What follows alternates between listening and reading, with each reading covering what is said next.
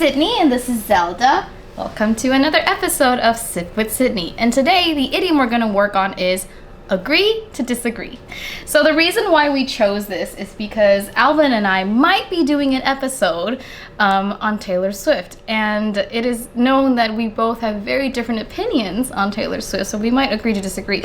That's why this kind of works as a tie-in episode to that, so yes, we might. we might. So be sure to look out for that. We will send you a link in the description box if that episode comes out, and you can set your notifications on so you can wait for the premiere if it happens. Okay, that being said, please remember to like and subscribe right down there so we can get more views, so Alvin and I can keep doing this for fun. Okay, so to agree to disagree, it means when two parties, they can't accept the same reality or they can't seem to see eye to eye on a certain project. And before we get into the details of the origins of to agree to disagree, let's get into the sip or make something to sip section for a Sip with Sydney. Okay, I have enjoyed such great weather over the weekend, and I was like, finally I can make something like pumpkin spice latte. But then it got warmer today. So I decided to choose something in between. So I got here two different types of matcha. This is pre-made matcha latte, so I guess you just have to add hot water into this. And this is matcha powder, which I'm going to add into cold milk for a colder drink. And we're gonna see which one works better. Naturally made matcha powder and milk, or pre-made 3-in-1 type of powder, processed powder that works too. Okay, so here we go. Milk. I can feel the tension now that everyone knows that I might spill. Oh, please don't. And so I'm just like, do you think, you know what? Do you think we should go with like the milk first or the powder first? It's always the powder first. Okay. Is it? Yes, it's the powder first. Oh, and we the also, powder first. I prepared collagen powder today, so it's No, not for the first kind. The first kind is real matcha. You put anything funny in there. You don't even like I'm matcha. Not through with you. You don't even like. The first kind I can like because it's real tea. So I only get to put that in the fake one. Hey, make sure you shake it right. Look, I'll vacuum your table for you later, okay, please? I forgot to bring a spoon. I was rushing out of the house today. I don't have a vacuum cleaner, but you can lick it clean. That's so mean. Oof.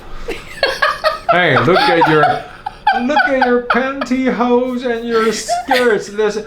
You're dusting it off on my floor. But I have a clean duster. But next time if you do it again, yeah, you use something else. I'll bring my own vacuum. Extra body bag. I'm sorry. I didn't think this through. It smells good though. All right, so as you have seen, this is a great live demonstration of what it means to agree and disagree on how to proceed with the ingredients in this drink. So I've added my matcha powder. Alvin has banned collagen from this specific drink. And what I'm going to do later is I'm going to add... I don't know how to do this. Why don't you dust it off and then I put on it back camera? on. Sure, I'll do that. Do you want me to just dust it off now? Okay, just like... Get it off your body and forget about anything else. Don't use it on the table!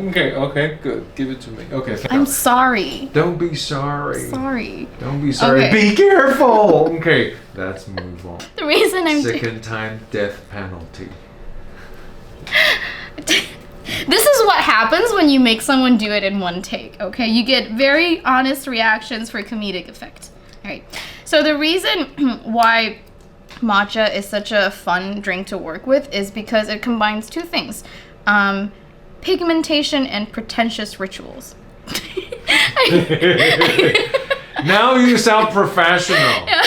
But unfortunately, I'm very clumsy on camera, as you have seen for the past 6 episodes, so we're not gonna get anywhere with all these pretentious rituals. So I'm just gonna wing it, cause you know, I'm like a little clumsy baby giraffe. Actually, no, scratch that. I'm nowhere near taller than a baby giraffe. A clumsy baby hippo on screen. So we'll see how this works. Alvin, can you do me a favor? Can you grab the lid for this? It's right over there. Yeah. Matcha is great pigmentation and a concoction of ridiculous rituals. And I'm going to put it onto my... Oh, it's onto my mixer. And then we're going to give it a good spin. I think it's broken. It's not. Oh. All right. So the origins of to agree to disagree actually came from religious origins.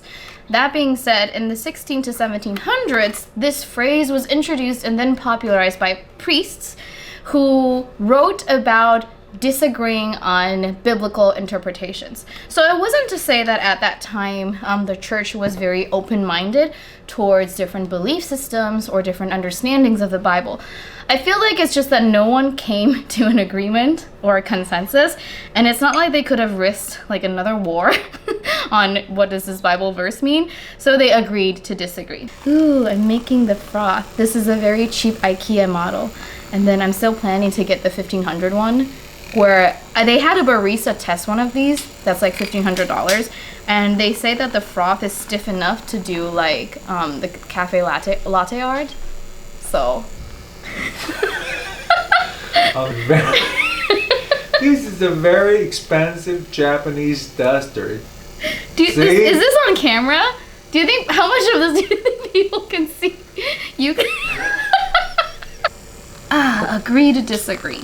Now, if you're wondering if there are other ways to go for agree to disagree, you can say that you're entitled to your own opinion. And the word entitled means that you deserve or you have the right to having your own opinion, which in essence is pretty much a logical fallacy, because how can two people agree to disagree? Mathematically speaking, that makes no sense, okay? Which is why this brings us to Alvin's agreement theorem. And I'm gonna explain that later once I finish making my drinks. You know what I love about matcha is that it's essentially presentation. It's the whole part. Like good matcha, it's a good combination of bitter earthiness and like that tea scent. But without the presentation, it's just green juice, and it looks like any disgusting green juice. I don't think that does anything to the presentation. And then we put the frothed milk on top. Oh, it's doing nothing. You're just adding the milk twice. Yeah, but it was supposed to look like nice and see now this one looks nice. You'll get the nicer one. You can have the nicer one. No, I want milk, no foam. More milk, no foam. My favorite Starbucks phrase. Thank you. No foam. Cheers. Cheers. Alright. Okay.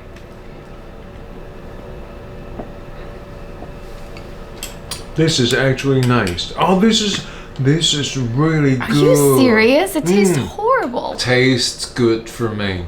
It tastes bitter. Really, really good. On a scale of 1 to 5, I give 4.5. Really? Really. There is something The ingredients really good. severely Let's wrong see. with your taste palette. No. No, it's disgusting. See, we're both agreeing really to disagree good. because we're not hitting each other on camera. This is really good. Oh my god. So do you agree to disagree that I think it tastes horrendous and you think it tastes amazing? Whatever.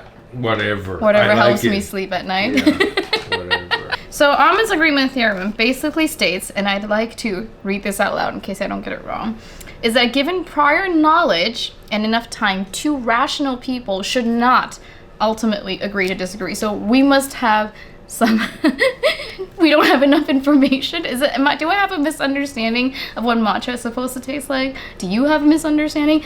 Wait, were we brought up in different matcha cultures? Maybe, I don't know, but apparently we agree to disagree. Now, one of the reasons I wanted to bring this up is because this basically means that most people grow up with different upbringings. So the person that you that lives next door to you had different parents with different jobs and different cultures, and that makes it almost impossible for two people to rationally decide with the same set of emotions. And this is very often seen when it comes to discussing politics. Hey, election season is coming up. You guys should go and vote. Please vote. I don't care who you love, who you hate, just vote. Okay? I kind of do. Shh. Okay. And if you're having a hard time dealing with your parents or your peers or people online, just understand that based on Alvin's agreement theorem, No one is supposed to be able to have the same set of information to make the same exact rational decision. And even if you did give them the same set of information, I feel like emotions and ideologies are so entrenched into people's DNA or their muscle tissue or memory tissue that it's really hard to convert people on the opposite side unless something extremely dramatic happens to them, or it affects someone that's really close to them. So guys, let's just learn how to agree and disagree. And now I'm going to go with our second drink. Hey. The second one is more like Korean coffee. You're so mean. But they have such a vivid coffee culture there. You can put it. It's already processed. You can put anything in it. Oh, this is like poorly pigmented matcha. This looks like moss. Okay. It looks like alien puke. Cheers. Good? No, it tastes like the baby milk puke formula. Oh, baby food. And it's not even the collagen that makes it taste bad. Sip with Sydney. Stella, do you want to try some? No. Dumb. So guys, this is the end of Sip with Sydney. That was rather a very whimsical and very disoriented episode where we tried to tackle with matcha. And Alvin and I have proved that we agree and disagree on not only just Taylor Swift, but also matcha lattes. Please like and subscribe, and we'll see you soon. Bye!